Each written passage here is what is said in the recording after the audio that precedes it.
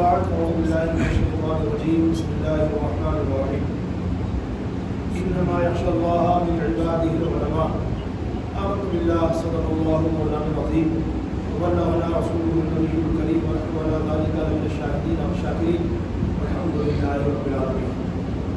آئیے سلسلے گفتگو سے شروعات کرنے سے پہلے نبی محترم تاجدار عرب و عجم فخر عالم ولی اعظم حضور احمد مصطفیٰ حضرت محمد مصطفیٰ صلی اللہ تعالیٰ علیہ وسلم کی عالی شان بارگاہ جی لگا کر آواز سے آواز ملا کر کے پڑھیں الصلاۃ والسلام علیک یا رسول اللہ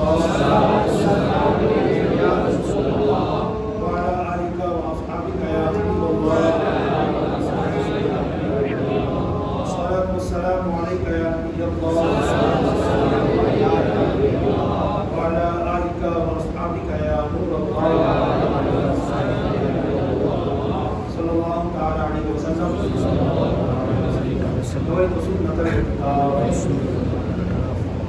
آج میرے بیان کا موضوع ہے علم کی فضیلت، ایجوکیشن کی امپورٹینس.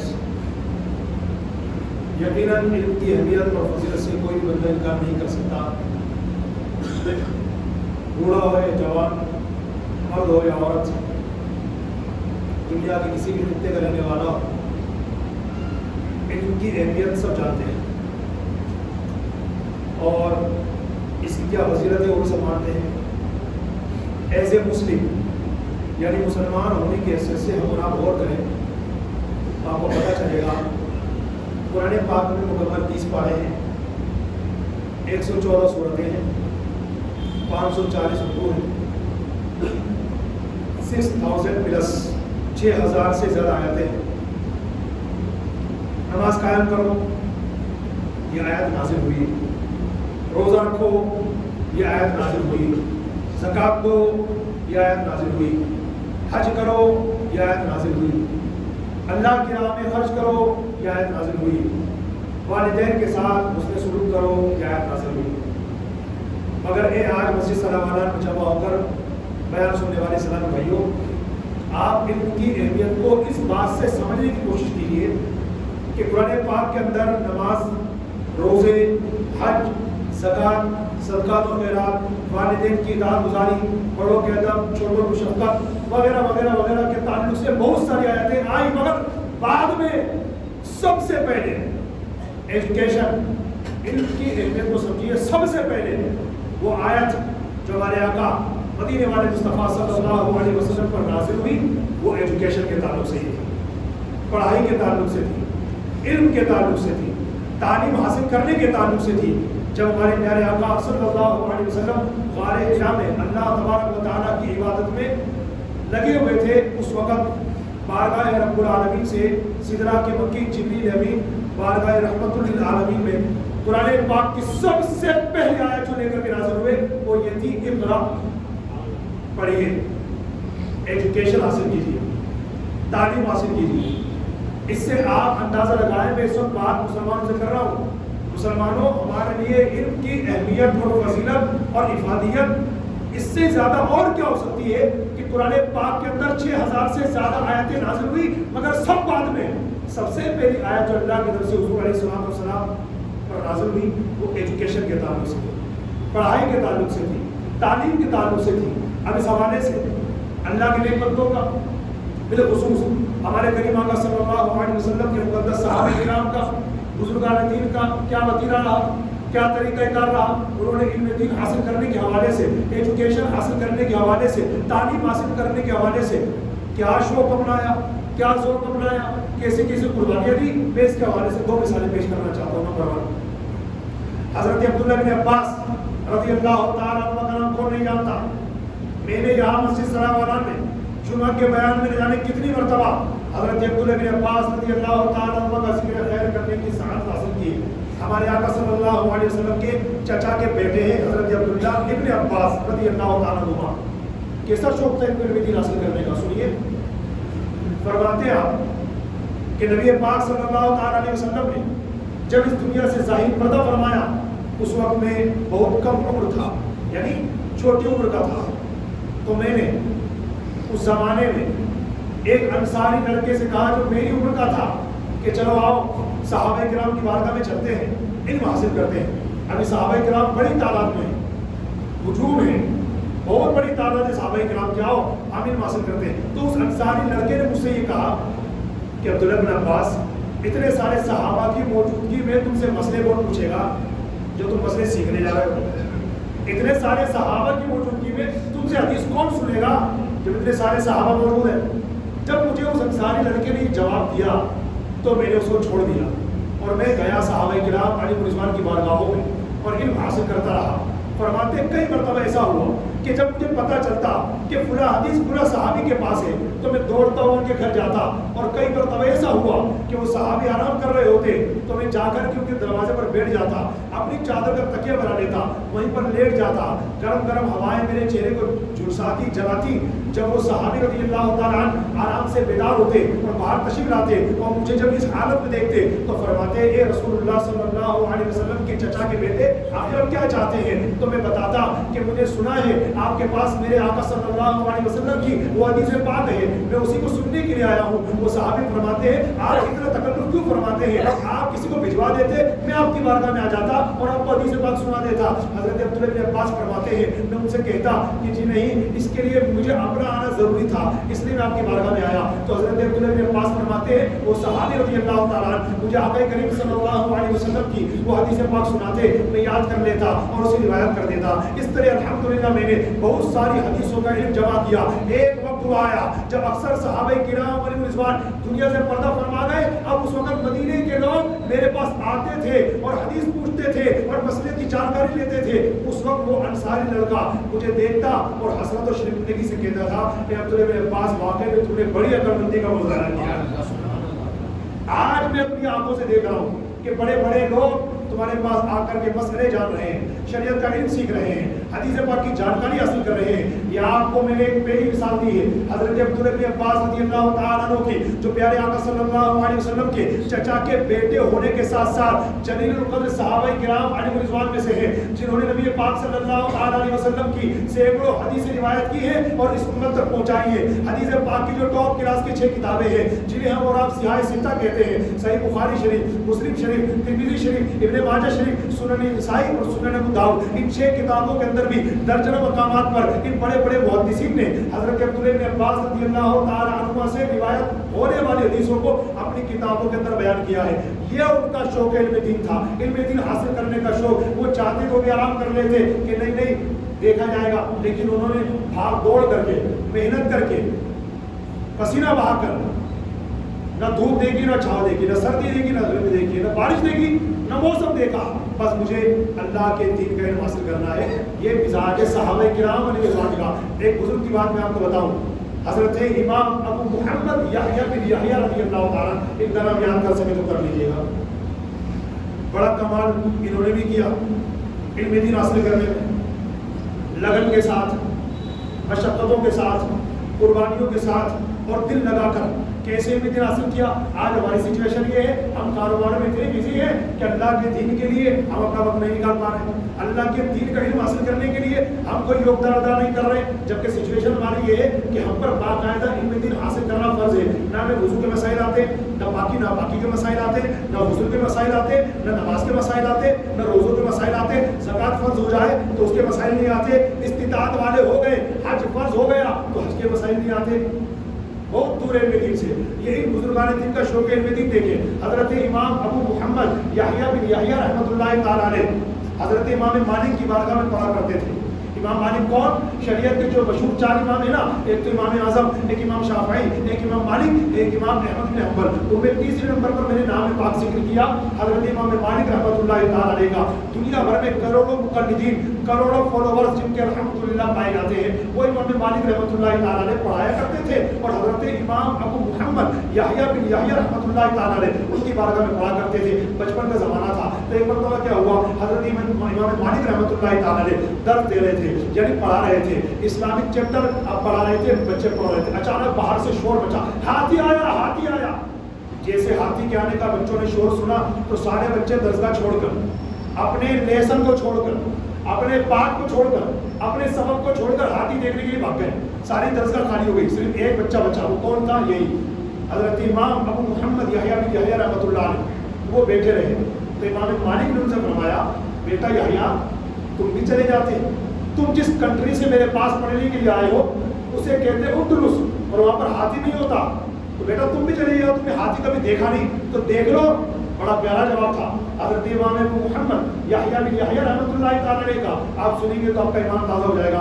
آپ عرض کرتے ہیں امام مالک کی بارگاہ میں حضرت میں اندلس ملک سے اتنے دور سے سفر کرتا ہوا یہاں پر جو آیا ہوں نا صرف دو وجہوں سے، نمبر 1 میں آپ کی زیارت کرنے کے لیے آیا ہوں، اور علم دین حاصل کرنے کے لیے آیا ہوں، میں ہاتھی دیکھنے کے لیے نہیں آیا۔ ہمارے بچوں کا حال آج یہ ہے، سمیلن ہوگا کل سیٹرڈے، انصاری برادری کا لوگ سے کامیاب فرمائے، سیٹرڈے کل عصر کی نماز کے بعد سمیلن ہوگا، مگر ہمارے گھر کے بچوں کو پتہ ہے نا کہ اگر سمیلن ہونے والا تو ہمارے بچے اسکول نہیں جائیں گے۔ میں جنرلی بات کر رہا ہوں الحمدللہ، جن کے بچے جاتے ہیں اور ماشاءاللہ وہ پابندی سے جاتے ہیں، آپ کے بچے ہو یا ہمارے میرے گھر کے بچے ہو، میں سب کی بات کر رہا ہوں، اور ماں باپ بھی توجہ نہیں دیتے۔ ماں باپ کو خود پتہ ہے کہ سمیلن ہوگا شام کو، بچہ بھی 8 بجے اسکول جائے گا، 12 ساڑھے 12 1 بجے تک واپس آ جائے گا، آ کے تیاری کر لے گا، نہانے گا، دھونے گا، کپڑے پہن لے گا، پھر عصر کے بعد جائے گا اپنے ابو کے ساتھ سمیلن میں، لیکن نہیں چھٹی کروا دو، آج تو سمجھ رہے۔ وہ امام یحییٰ بن یحییٰ رحمۃ اللہ علیہ اتنے دور اپنے ملک کو چھوڑا، دوسرے ملک میں آئے امام مالک کی بارگاہ میں دین پڑھنے کے لیے، سارے بچے اٹھ کے چلے گئے ہاتھی دیکھنے کے لیے۔ اچھا ہاتھی دیکھنے میں ٹائم کتنا لگتا؟ 1 منٹ 2 منٹ 5 منٹ 10 منٹ، اس میں کیا ہو جاتا؟ مگر حضرت امام ابو محمد یحییٰ بن یحییٰ رحمۃ اللہ تعالی علیہ نے اس وقت پوری دنیا والوں کو سندیش دیا کہ لوگوں شادی بیاہ کے موقع پر، منگنی کے موقع پر، چھوٹی موٹی دعوتوں کے موقع پر اپنے بچوں کو مدرسے اور اسکول کی چھٹی مت کرایا کرو، اس لیے کہ بزرگان دین فرماتے ہیں کہ بلا وجہ 1 دن کی تعلیم کی چھٹی کر لی جائے نا تو 40 ڈیز 40 دن کی برکتیں ختم ہو جاتی ہیں۔ 1 دن کی چھٹی کر دی ہمارے بچے نے، فالتو، جس کو ہم کہتے ہیں فالتو کی، کوئی مطلب نہیں تھا، چھٹی کر کے کیا تیر مارا اس نے، مگر نہ تو بچہ شرمندہ ہو رہا ہے نہ ہم شرمندہ ہو رہے ہیں، تو سمیلن ہے، کرنے دو یار، ایسا مت کیجیے، چھوٹی چھوٹی باتوں پر تعلیم کی چھٹی مت کروائیے۔ اور جو میں نے ابھی سینٹینس بولا نا، یہ میرا خود کا سینٹینس نہیں ہے، جن اساتذہ نے مجھے پڑھا کر کے یہ آپ کے سامنے بٹھایا اور کھڑا کیا تقریریں کرنے کے لیے، ان میرے مقتدر اور بلند پایا اساتذہ کرام نے مجھے یہ پاٹ پڑھایا کہ بیٹا کبھی بھی زندگی بھر جب تعلیم حاصل کرتے رہو، جب علم دین پڑھتے رہو، جب ایجوکیشن حاصل کرتے رہو، بلا وجہ کبھی بھی 1 دن کی چھٹی مت کر لینا، اس لیے کہ تم 1 دن کی چھٹی کرو گے وہاں 40 دن کی برکتیں ختم کر دی جائیں۔ عرض یہ کر رہا تھا، یہ ہمارے بزرگان دین کا، صحابہ کرام کا معمول رہا، ان کا جذبہ رہا علم دین حاصل کرنے کا، ایجوکیشن حاصل کرنے کا، تعلیم حاصل کرنے کا۔ آج ہمارا معاملہ کیا ہے؟ نیل بٹا سناٹا کہتے ہیں اس کو۔ یہ بزرگان دین اتنی فوکس کیوں کرتے تھے تعلیم کو؟ کیوں کرتے تھے؟ اس لیے کہ ان کے سامنے اللہ کے قرآن کی آیتیں تھیں، ان کے سامنے نبی پاک صلی اللہ علیہ وسلم کی حدیثیں تھیں کہ میرے آقا صلی اللہ علیہ وسلم نے اپنی حدیثوں میں علم دین کی امپورٹینس، علم دین کی اہمیت کو کتنا اجاگر کیا ہے۔ اللہ تعالیٰ نے خود قرآن مجید میں صرف دلالتاً نہیں، مطلب بد لفظوں میں نہیں، بلکہ صراحتاً یعنی کھلے لفظوں میں علم کی بھی اور علم والوں کی بھی اہمیت کو بیان کیا ہے۔ اگر آپ مجھ سے سننا چاہیں کہ میں ریفرنس کے ساتھ، حوالوں کے ساتھ، قرآن پاک کے پاروں اور سورتوں اور آیتوں کے نمبر کے ساتھ آپ کے سامنے کچھ آیتیں کوٹ کروں تو لکھنے والے لکھ لیں، نوٹ کرنے والے نوٹ کر لیں، اور دل میں محفوظ کرنے والے محفوظ کر لیں۔ قرآن پاک میں ویسے درجنوں آیتیں ہیں، مگر ٹائم کی نزاکت آپ دیکھتے ہیں، میں ساری آیتیں آپ کے سامنے پڑھ نہیں سکتا، لیکن آئیے ان میں سے 3 4 5 آیتیں آپ کے سامنے ذکر کر دیتا ہوں۔ 4 تو ذکر کر دیتا ہوں 4 یاروں کی نسبت سے، تاکہ آپ کو پتہ چلے کہ اللہ تبارک و تعالیٰ نے بھی قرآن پاک کے اندر علم والوں کی اور علم کی کتنی اہمیت کو صرف بند لفظوں میں نہیں، کھلے لفظوں کے اندر بیان فرمایا ہے۔ آئیے میں اس نیت کے ساتھ پڑھ دیتا ہوں تاکہ اللہ پاک مجھے بھی اور آپ کو بھی علم دین حاصل کرنے کی توفیق سے نوازے۔ آپ حوالہ نوٹ کریں، میں پہلا حوالہ دے رہا ہوں، قرآن پاک کا 3 پارہ ہے، سورہ آل عمران ہے، آیت نمبر 18 ہے۔ قرآن پاک کا پارہ نمبر 3 سورہ آل عمران آیت نمبر 18۔ اللہ تبارک و تعالی ارشاد فرماتا ہے، شہید اللہ انہ لا الہ الا هو والملائکۃ واولو العلم قائما بالقسط۔ اس کا ترجمہ یہ ہے، اللہ نے گواہی دی کہ اس کے سوا کوئی معبود نہیں، اور فرشتوں نے گواہی دی اور علم والوں نے گواہی دی انصاف سے قائم ہو کر کے۔ اب اس آیت کریمہ کے حوالے سے تفسیر بیان کرنے جا رہا ہوں، توجہ سے سماعت فرمائے۔ اعلیٰ حضرت امام اہل سنت مولانا شاہ امام احمد رضا خان علیہ رحمۃ و رضوان کے والد بزرگوار رئیس المتکلمین حضرت علامہ مولانا نقی علی خان رحمۃ اللہ تعالی علیہ اس حدیث پاک کے تحت فرماتے ہیں کہ اس آیت میں علم کی 3 فضیلتیں بیان ہوئی ہیں۔ اس آیت میں تیسرے پارے کی سورہ آل عمران کی آیت نمبر 18 کے اندر علم کی 3 فضیلتیں بیان ہوئی۔ نمبر 1 فرماتے ہیں اللہ تعالیٰ نے فرشتوں کے ساتھ علم والوں کا ذکر فرمایا۔ علم والوں کا ذکر کس کے ساتھ ہوا؟ فرشتوں کے ساتھ، یہ پہلی فضیلت۔ دوسری فضیلت فرماتے ہیں اللہ تبارک و تعالیٰ نے فرشتوں کی طرح علم والوں کو اپنی وحدانیت کا گواہ بنایا کہ اللہ ایک ہے، اس کی گواہی اللہ بھی دیتا ہے، فرشتے بھی دیتے ہیں اور فرشتوں کے ساتھ علم والے بھی دیتے ہیں۔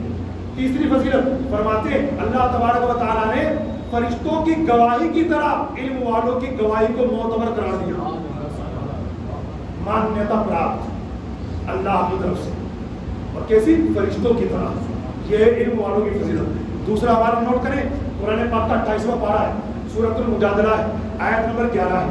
قرآن پاک کا پارہ نمبر 28 سورۃ المجادلہ آیت نمبر 11 اللہ تعالیٰ ارشاد فرماتا ہے یرفع اللہ الذین آمنوا منکم والذین اوتوا العلم درجات۔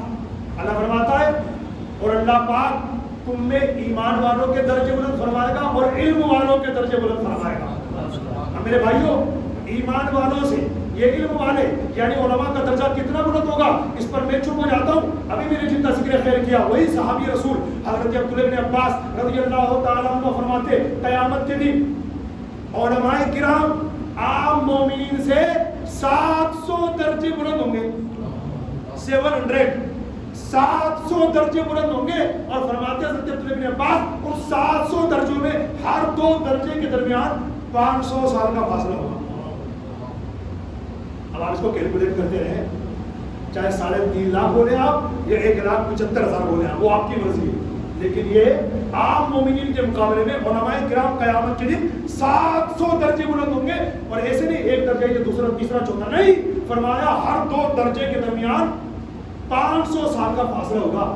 یہ علماء کرام کا مقام، علم والوں کا مقام۔ تیسرا حوالہ نوٹ کریں، قرآن پاک کا 23واں پارہ ہے، سورۃ الزمر ہے، آیت نمبر 9 ہے۔ قرآن پاک کا پارہ نمبر 23 سورۃ الزمر آیت نمبر 9 اللہ پاک ارشاد فرماتا ہے قل هل يستوي الذين يعلمون والذين لا يعلمون، محبوب تم فرما دو کیا علم والے اور بے علم برابر ہو سکتے ہیں؟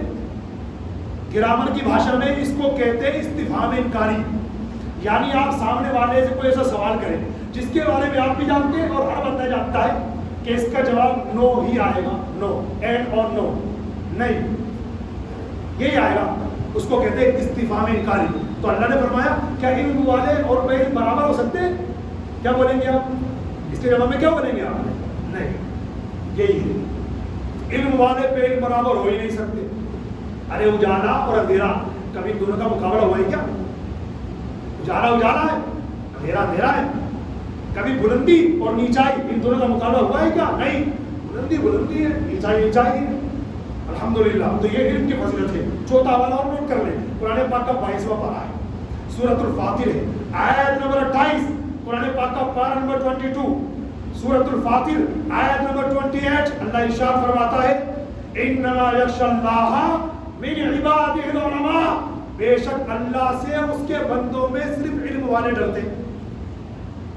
علماء، انما یخشی اللہ من عبادہ العلماء، قرآن پاک میں موجود ہے۔ اللہ، اب دیکھو پتہ کی بات، یہاں پوری کائنات میں جتنے بندے ہیں سب سے پوچھو آپ اللہ سے ڈرتے ہیں؟ ہاں بھائی اللہ سے ڈرتا ہوں، لیکن یہ کمال نہیں ہے بندہ کہے میں اللہ سے ڈرتا ہوں، کمال یہ ہے کہ اللہ خود گواہی نہیں بندہ مجھ سے وہ ڈرتا ہے، کمال یہ ہے۔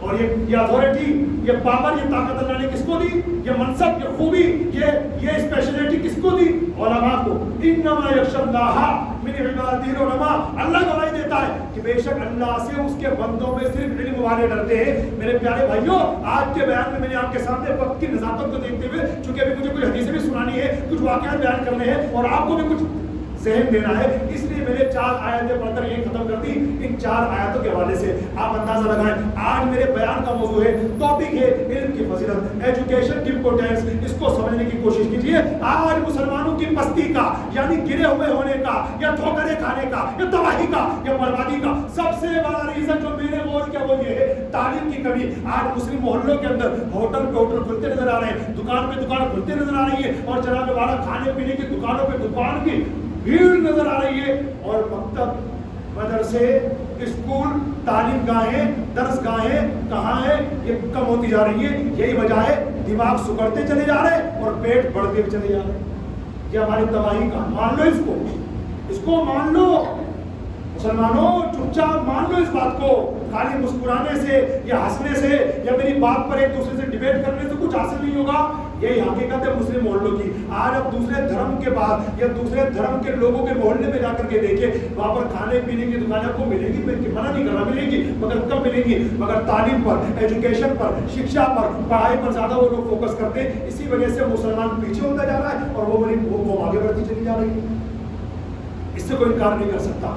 آپ یہاں جس مسجد میں بیان کر رہا ہوں، گھاٹ گیٹ کی مشہور و معروف مسجد سنہ والا، ذرا باہر نکلیے اور مین روڈ پہ چلے جائیے. گھاٹ گیٹ مین روڈ پرانی پولیس چوکی کے پاس، یہاں سے لے کر رام گنج کے چوراہے تک کتنے مدرسے آپ کو ملیں گے؟ جاؤ یہاں سے پرانی پولیس چوکی سے لے کر کے رام گنج کے تھانے تک جب گن کے آؤ مجھے بتاؤ کتنے مدرسے چل رہے ہیں، کتنے اسکولیں چل رہی ہیں اور کتنے ہوٹل ہیں، کھانے پینے کی کتنی دکانیں ہیں.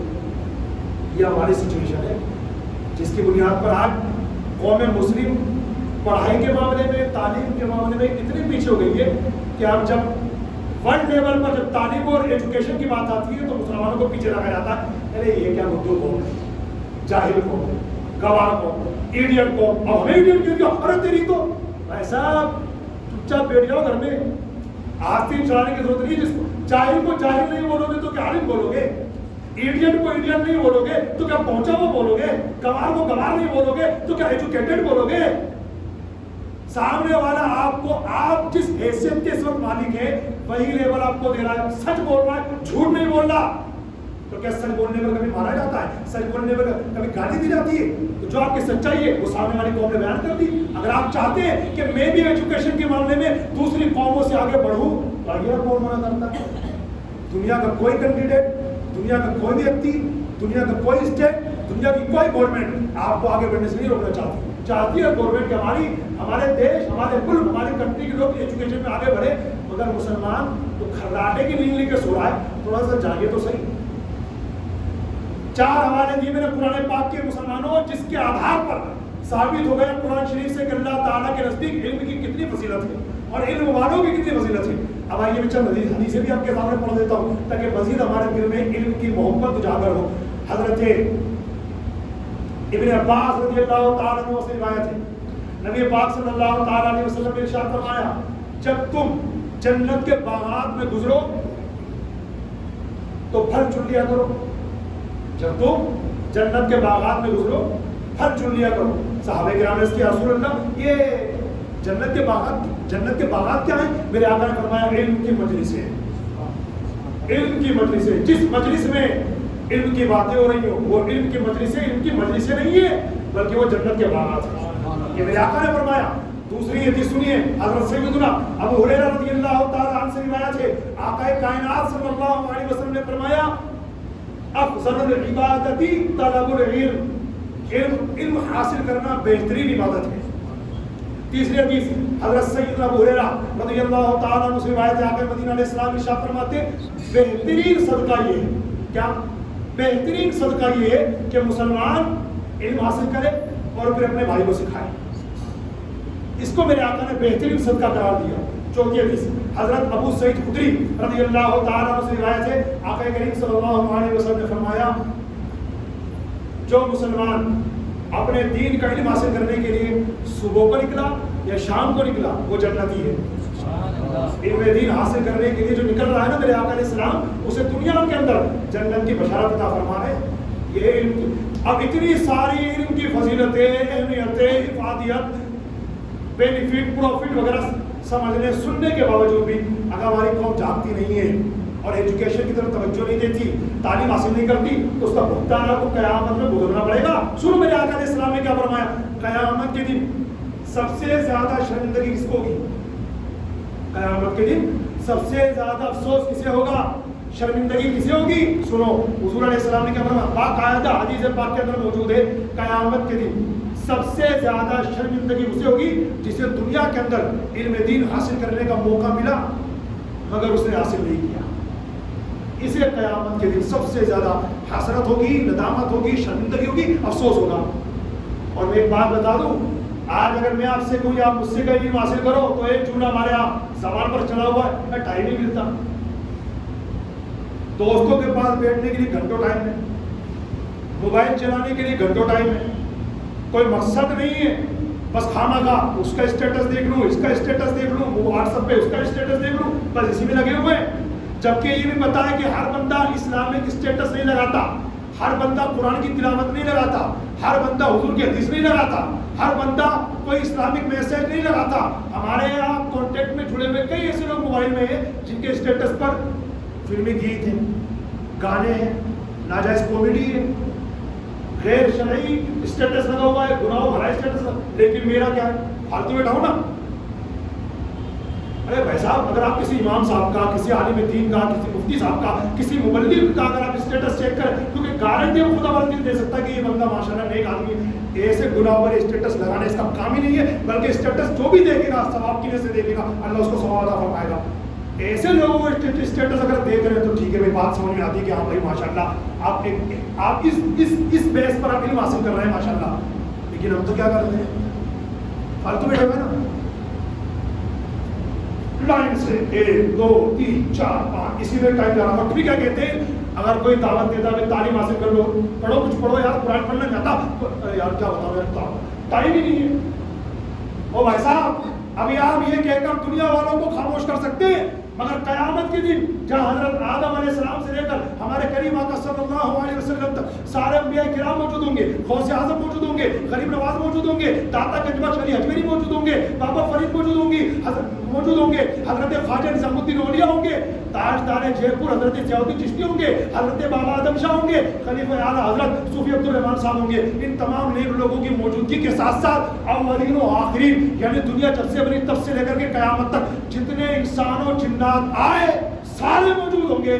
میرے آقا علیہ السلام ارشاد فرماتے ہیں، اس وقت سب سے زیادہ شرمندگی اسے ہوگی جس کو علم حاصل کرنے کا دنیا میں موقع ملا مگر اس نے حاصل نہیں کیا۔ پلیز اس پر توجہ دینے کی ضرورت ہے۔ دنیا میں آئے بے علم، ماں کی گود سے ہم لوگ بے علم تو آئے، کیا کوئی علم لے کر کے آئے تھے؟ بے علم، ماں کی گود سے بے علم آئے اور دنیا کی گود سے قبر کی گود میں بے علم چلے گئے۔ بے علم آئے یہ تو سمجھ میں آتا ہے، مگر بے علم چلے گئے یہ سمجھ میں نہیں آتا۔ جو بندہ بے علم قبر میں چلا گیا، ایمانداری سے بتاؤ یار، وہ اللہ کے رسول مقبول صلی اللہ علیہ وسلم کو کیا تھوڑا دکھائے گا؟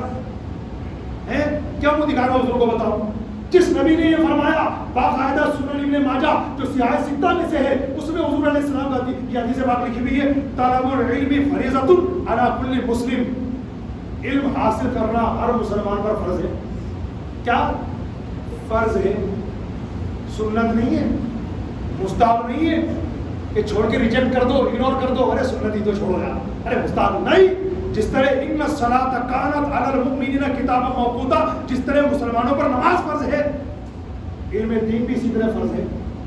بلکہ حقیقت یہ ہے کہ کوئی بندہ نماز پڑھے علم دین حاصل نہ کرے، بہت بڑا چانس ہے اس کی نماز اللہ کے بارگاہ میں قبول ہی نہیں ہوگی، کیوں؟ اسے ایجوکیشن ہی نہیں ہے، اس کو نالج ہی نہیں ہے کہ سجدہ کتنے ہڈیوں پر کیا جاتا ہے، تکبیر تحریمہ کہنے کا سنت طریقہ کیا ہے، ہاتھ باندھنے کا سنت طریقہ کیا ہے، قرات کرنے کا طریقہ کیا ہے، رکوع کا ادنیٰ درجہ کیا ہے، اعلیٰ درجہ کیا ہے۔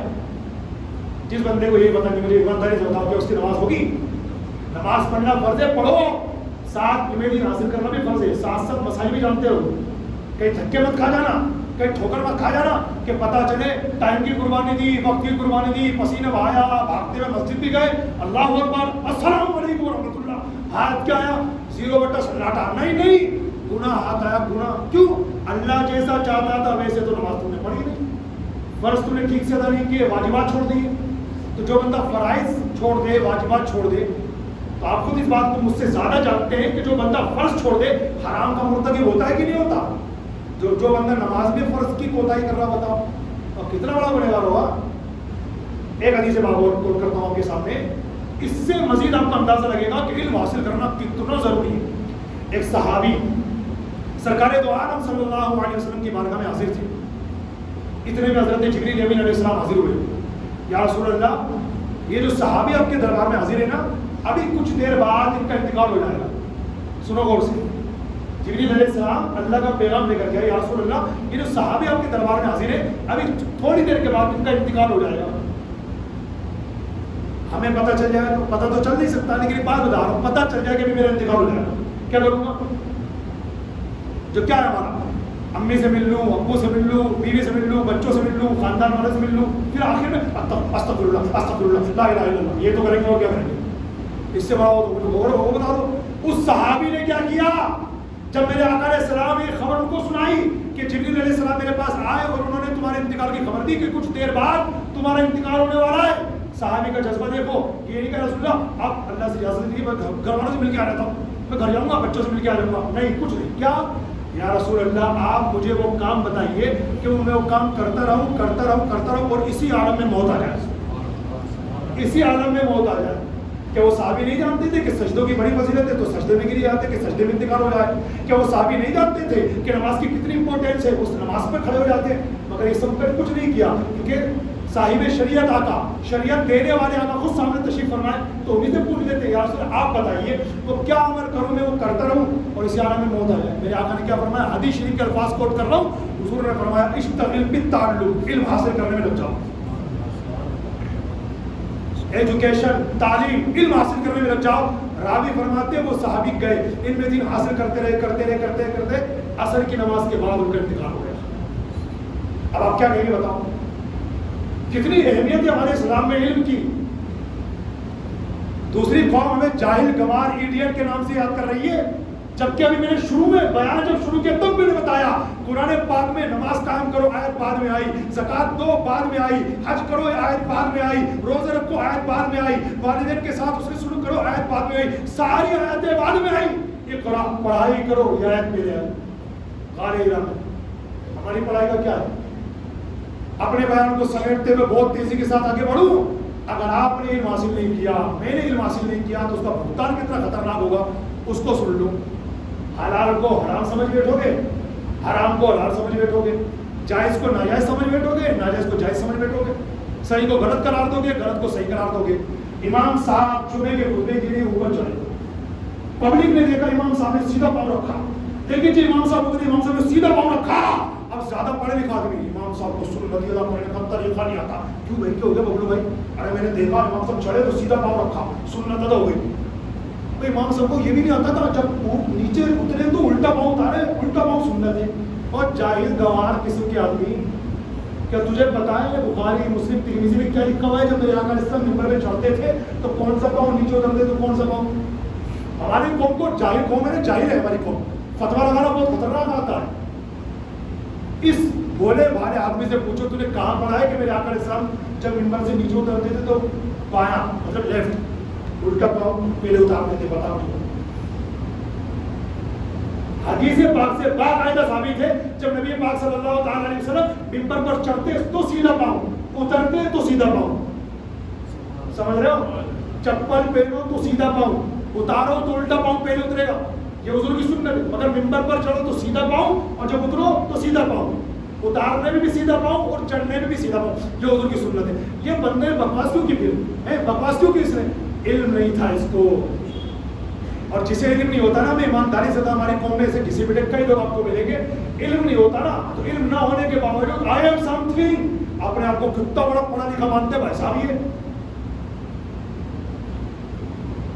اور بتاؤ علم حاصل نہ کرنے کا نقصان ہماری قوم پتہ کیا کہتی ہے؟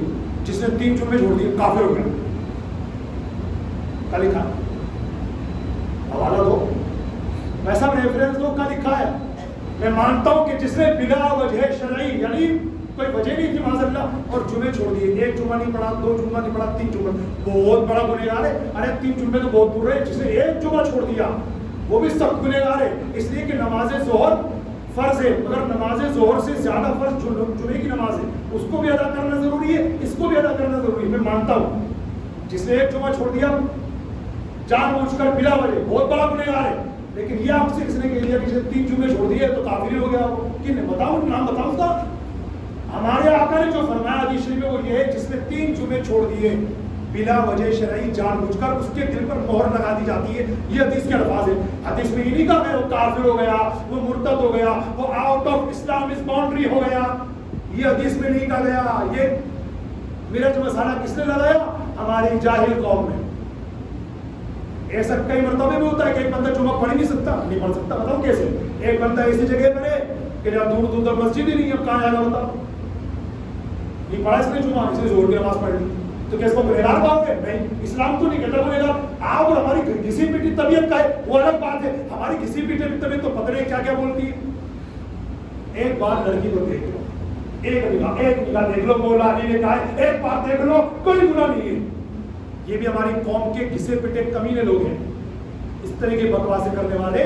غیر محرم لڑکی کو ایک بار دیکھ لو، حوالہ کس کا دیتے؟ شیر خدا کا، مولا علی کا، کہ مولا علی نے کہا پہلی نظر معاف ہے، تو دیکھ لو جی بھر ایک بار، ہٹانا مت، دیکھ لو ایک بار. اب ہٹ رہی نا نگاہ، اب نہیں دیکھ سکتے کیونکہ وہ دوسری نگاہ ہو جائے گی. اللہ اس قوم کو ہدایت دے، قسم خدا کی بڑی بے غیرت قوم بن رہی ہے. بزرگوں کے اقوال کو اس طرح گھس پٹ کے مرچ مسالہ لگا کر اپنی طبیعت، گندی طبیعت کو منوانے کے لیے یہ دیکھو اس طریقے سے چال چل رہی ہے.